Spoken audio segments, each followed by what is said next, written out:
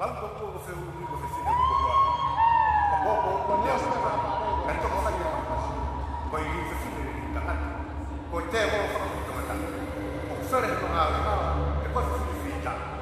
Hal hal yang kau faham. Hal hal yang kau faham. Hal benar yang kau tahu. Kau harus anak kau anak yang wow. Kau boleh kum hetah kerana kau faham. Kau cewek kau hiam.